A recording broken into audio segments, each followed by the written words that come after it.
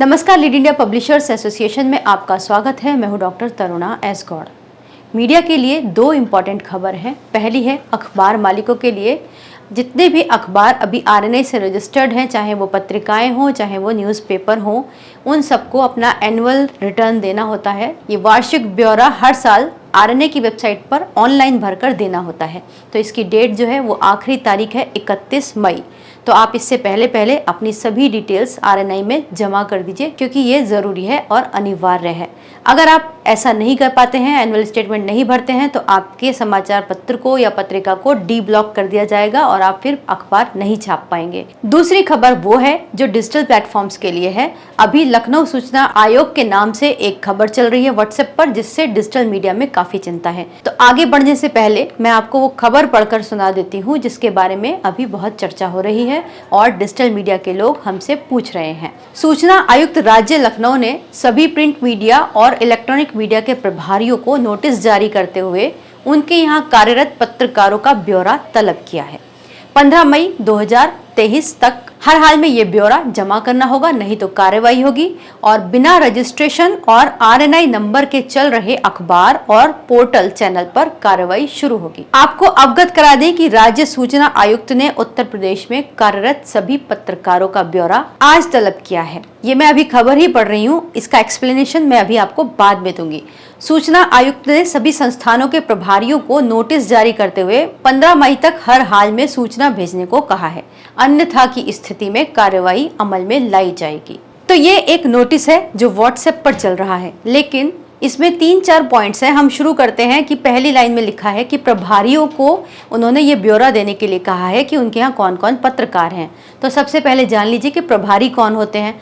प्रभारी आप उस सेंस में समझिए कि अगर कोई व्यक्ति किसी अखबार या न्यूज चैनल का अपॉइंटेड पर्सन नहीं है, वहां पर उसको केवल कार्यभार दिया है, या फिर अपॉइंटेड भी है और उसको कार्यभार दिया गया है किसी एक खास क्षेत्र का, किसी एक डिस्ट्रिक्ट का या फिर एक स्टेट का, और उसके अंडर में कुछ रिपोर्टर्स काम कर रहे हैं, तो जो जिला सूचना कार्यालय होता है उनसे ये रिपोर्ट मंगाता है कि आपके संस्थान या फिर आपके टीवी चैनल या अखबार की तरफ से कौन कौन से रिपोर्टर हैं जो कि सूचना में रजिस्टर्ड हैं। उनकी एक लिस्ट होती है, ये लिस्ट डीआईओ को सौंपनी होती है। तो इसमें बहुत बड़ी लिस्ट नहीं होती कि पूरे संस्थान का जो है बायोडेटा या सारे पत्रकारों का नाम वहां पे लिस्ट में अपडेट करने के लिए दे दिया जाएगा।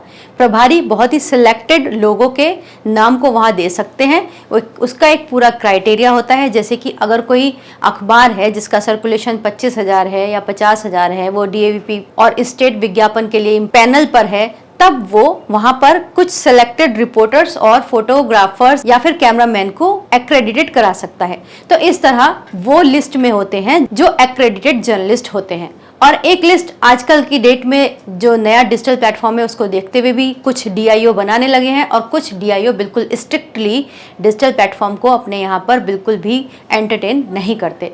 तो जब बात प्रभारियों की हो रही है तो वो यहाँ इस सेंस में हो रही है कि जितने भी रजिस्टर्ड मीडिया है, चाहे इलेक्ट्रॉनिक मीडिया है या फिर न्यूज़पेपर है, उन्हें उन लोगों की लिस्ट देनी है कि जो उस पर्टिकुलर जगह पर अपॉइंटेड हैं कवरेज करने के लिए। तो वो एक्रेडिटेड जर्नलिस्ट भी हो सकते हैं और उस जिले के पत्रकार जो कॉमन है, जो एक्रेडिटेड नहीं है, वो भी यहाँ पर हो सकते हैं। अब दूसरा इंपॉर्टेंट पॉइंट है बिना रजिस्ट्रेशन व आरएनआई नंबर के चल रहे अखबार और पोर्टल चैनल पर कार्रवाई करने का। तो पहले हम आरएनआई ही की बात कर लेते हैं। पीआरबी एक्ट 1867 के मुताबिक अगर कोई भी अखबार या पत्रिका आरएनआई में रजिस्टर्ड करानी होती है, वहां से रजिस्टर्ड कराए बिना अगर कोई भी व्यक्ति अखबार या पत्रिका की शेप में प्रकाशन पब्लिकेशन करता है तो ये कानूनन जुर्म है और इसके खिलाफ सजा और जुर्माना दोनों हो सकते हैं। बिना आरएनआई रजिस्ट्रेशन के जो लोग भी अखबार की तरह आजकल बहुत हो रहा है, लोग पीडीएफ की शेप में अपनी खबरों को चला रहे हैं, तो ये गैर कानूनी है, कानूनन जुर्म है। अब रही बात बिना रजिस्ट्रेशन पोर्टल न्यूज चैनल चलाने की, तो वो किस तरह के रजिस्ट्रेशन की बात कर रहे हैं इसको समझना चाहिए। अगर मान लीजिए वो कह रहे हैं कि आपका पोर्टल कंपनी के अंडर में चल रहा है, तब आपको एमएसएमई सर्टिफिकेट उनके सामने पेश करना चाहिए, प्रोड्यूस करना चाहिए। और एमएसएमई रजिस्टर्ड डिजिटल प्लेटफॉर्म या न्यूज़ पोर्टल के अंदर जितने भी रिपोर्टर्स हैं उनकी लिस्ट आपको डीआईओ को देनी होगी। हालांकि अभी भी इस न्यूज़ की पुष्टि नहीं है कि ये नोटिस जारी हुआ है या नहीं। नोटिस कैसा होता है उसके बारे में भी हम आपको आगे बताएंगे। दूसरी बात, जिन्होंने भी लीड इंडिया से फ्रेंचाइजी ले रखी है और वो अपना पोर्टल चला रहे हैं, उसके माध्यम से उन्हें डबल प्रोटेक्शन है, एक तरीके से उन्हें कोई समस्या नहीं होगी। अगर उनको बताना है तो वो बता सकते हैं कि उनके पास MSME का रजिस्ट्रेशन सर्टिफिकेट है और साथ ही लीड इंडिया से उनका मीडिया टाई अप है। अब इसी खबर के अंदर दूसरा पॉइंट है RNI रजिस्टर्ड मीडिया। तो अगर वो RNI रजिस्टर्ड मीडिया की बात कर रहे हैं तो ये एक बहुत ही लंबी प्रोसेस है। इस नोटिस के अनुसार मान लीजिए ऐसा मतलब निकलता हो कि अब जितने भी न्यूज प्लेटफॉर्म डिजिटल के माध्यम से चल रहे हैं, इंटरनेट के माध्यम से चल रहे हैं, वो केवल वही चला सकते हैं जिनका अखबार रजिस्टर्ड हो या फिर इलेक्ट्रॉनिक मीडिया के तौर पर वो MIB में रजिस्टर्ड हो।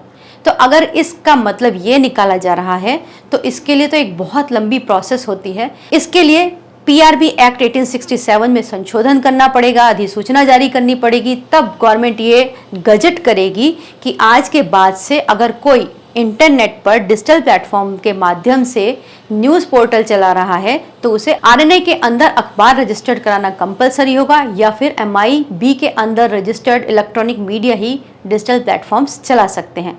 इन दोनों कैटेगरी के अलावा कोई भी डिजिटल पर न्यूज़ प्लेटफॉर्म नहीं चला सकता।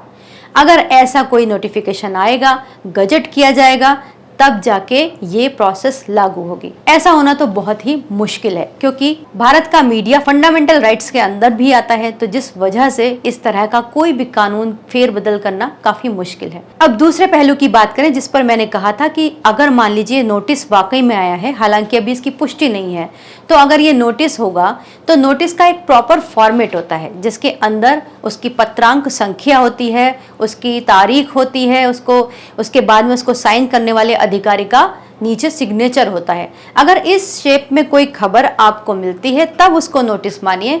अगर कुछ 8-10 लाइनें लिखकर कोई व्हाट्सएप कर रहा है कि ये नोटिस है तो वो नोटिस नहीं माना जा सकता। तो आप इस पूरे नोटिस को 3 तरह से समझ सकते हैं कि अगर वो प्रभारियों से कह रहे हैं कि अपने यहाँ जितने भी रिपोर्टर हैं उनकी लिस्ट सौंपें और अपने रजिस्ट्रेशन के बारे में बताएं, तो जितने भी डिजिटल प्लेटफॉर्म हैं वो अपने MSME के बारे में बताएंगे, रजिस्ट्रेशन के बारे में, अपने क्लास 63 के बारे में बताएंगे कि उनका न्यूज़ प्लेटफॉर्म किस माध्यम से चल रहा है, किस कैटेगरी से चल रहा है। दूसरे, अगर अखबारों से ये पूछा जा रहा है या टीवी चैनल से, तो उनके पास तो ये पूरा का पूरा राइट है ही और उनके पास इससे संबंधित सभी डॉक्यूमेंट्स भी हैं। और अगर डिजिटल चैनल्स को क्लोज करने की बातें चल रही हैं तो फिलहाल इसको आप फर्जी ही मानिए। इस तरह का कोई भी नोटिस नहीं आया है और आ भी नहीं सकता है। अमेंडमेंट्स हो सकते हैं, जैसे IT रूल 2021 आया, उसके बाद डिजिटल मीडिया भी खबरों को दे सकता है अगर वो MSME रजिस्टर्ड होकर काम कर रहा है या फिर किसी मीडिया के साथ टाई अप करके काम कर रहा है। तो आप निश्चिंत रहिए, इस तरह का कोई नोटिस अगर आता भी है तो वो सीधे सीधे किसी भी चैनल को बंद करने के लिए नहीं आ सकता। उसमें कुछ संशोधन आएंगे जिसके लिए एक लंबा वक्त लगेगा। फिलहाल इस खबर की पुष्टि नहीं हुई है। उम्मीद करते हैं आपके सारे कंफ्यूजन्स खत्म हुए होंगे। अगर आपको ये वीडियो अच्छा लगा हो तो इसे लाइक कीजिएगा और उन सभी लोगों को शेयर जरूर कीजिएगा जिनके पास इस तरह के फर्जी नोटिस की एक कॉपी पहुंच रही है। वीडियो देखने के लिए बहुत बहुत धन्यवाद।